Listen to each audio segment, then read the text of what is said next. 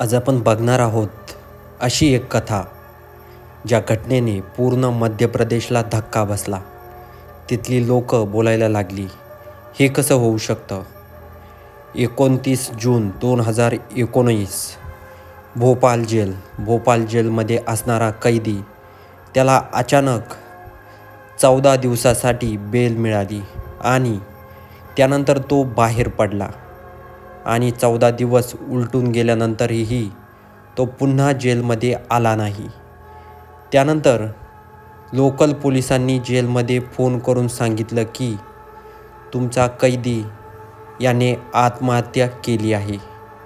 त्यानंतर त्या पोलिसांना, जे भोपाल जेल होतं, त्यांना देखील धक्काच बसला. हा कैदी आत्महत्या कशी करू शकतो. त्याचबरोबर त्या कैदीनं एक चिठ्ठी पण लिहिली होती. त्यानंतर लोकल पोलिसांनी पूर्ण चौकशी केल्यानंतर त्यांची टीममध्ये त्यामध्ये एका व्यक्तीचं नाव काय होतं, कसा होता, ते सर्व काही पोलिसांनी तपास करण्यासाठी सुरुवात केली. पोलिसांनी ही केस बंद केली. त्यांना असं समजलं की ही जी व्यक्ती आहे, ह्या व्यक्तीनं आत्महत्या केली आहे. जो कैदी होता त्याचं नाव होतं राजेश परमार. त्याचं वय होतं 34.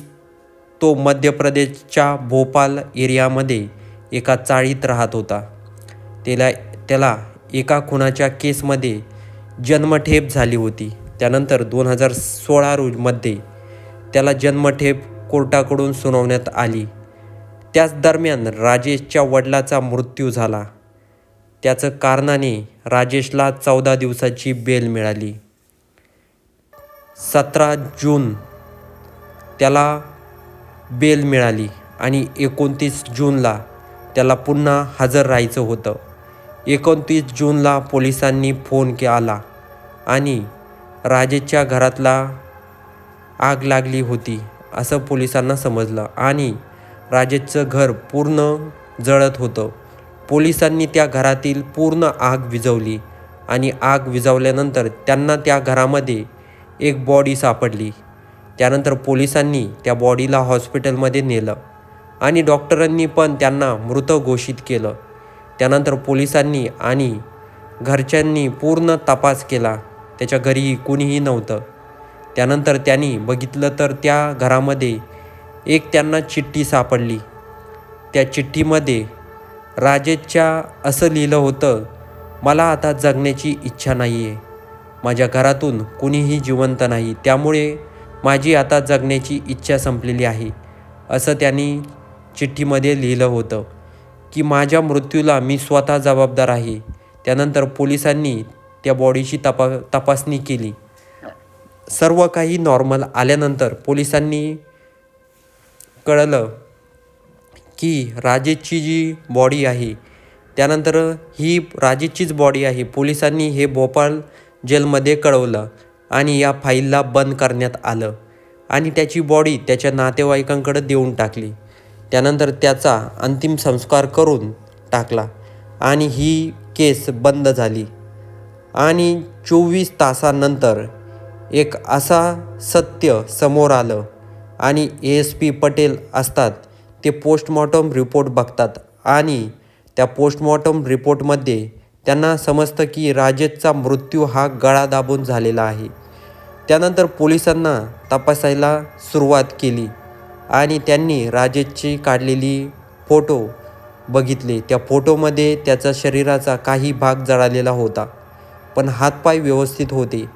त्यानंतर पोलिसांना समजलं की राजेशला नक्कीच कोणीतरी बांधून ठेवलं होतं असं पोलिसांना समजलं.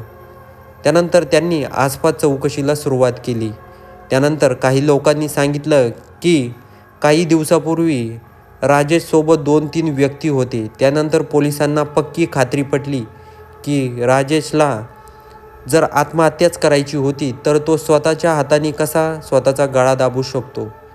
तर पोलिसांनी त्या ठिकाणी डाऊट आला की ही बॉडी नक्की राजेशचीच आहे का. तर त्या ठिकाणी पोलिसांनी तपासाला सुरुवात केली.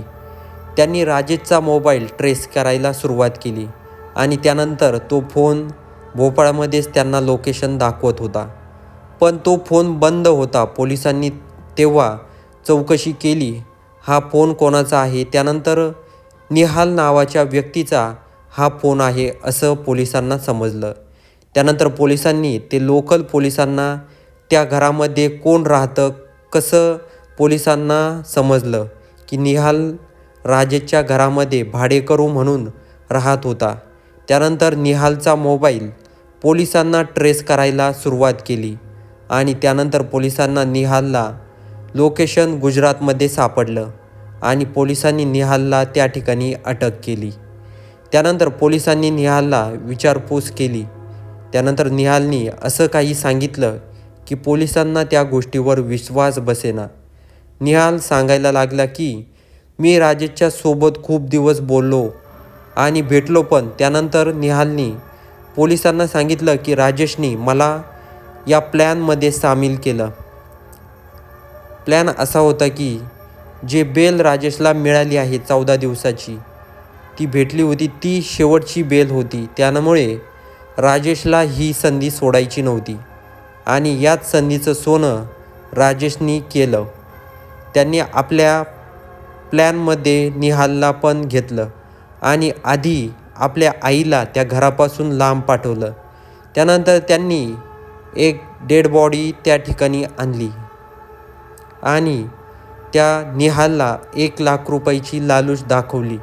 त्यानंतर निहाल आणि राजेशनी एका राजू नावाच्या कामगाराला दारू पिऊन आणि जेवणासाठी घरी बोलावलं आणि त्या लालसेपोटी तो व्यक्ती पण घरी आला जेवण्यासाठी आणि तो घरी पण आला आणि पण त्यानंतर निहाल आणि राजेशनी त्याला दारू पाजून एका खुर्चीवर बांधून ठेवलं आणि त्यानंतर त्यांनी आतमधून दरवाजा बंद केला आणि त्या घराच्या वरच्या दिशेने बाहेर पडले आणि खिडकीतून त्यांनी घराला आग लावली. त्यानंतर राजेश साऊथ इंडियामध्ये निघून गेला आणि जो निहाल होता तो गुजरातमध्ये गेला. त्यानंतर पोलिसांनी या सर्व गोष्टीचा तपास केला. तेव्हा त्यांना समजलं की ही जी बॉडी होती ती राजू कामगाराची होती. त्यानंतर पोलिसांनी पुढचा तपास सुरू केला. त्यानंतर पोलिसांना समजलं की निहालचं जुनं सिम कार्ड राजेशकडे आहे. त्यानंतर राजेशनी निहालला कॉल केला आणि निहालचा कॉल निहालने पोलिसांसमोरच उचलला. त्यानंतर राजेशनी निहालला विचारलं की चेन्नईमध्ये कुणी ओळखीचा आहे का. तर निहाल बोलला ठीक आहे, मी तुला कळवतो आणि त्या ठिकाणी फोन बंद झाला. त्यानंतर पोलिसांनी पूर्ण प्लॅन आखला आणि पोलिसांनी वैशांतर करून निहालचा मित्र म्हणून चेन्नईमध्ये एका घरी राजेशला बोलवून घेतलं. त्यानंतर राजेशचं तिथं आल्यानंतर त्याला थोडासाही डाऊट आला नाही की हे पोलीस आहेत म्हणून. त्यानंतर पोलिसांनी राजेशला रंगेहात पकडलं आणि पुन्हा जेलमध्ये टाकलं.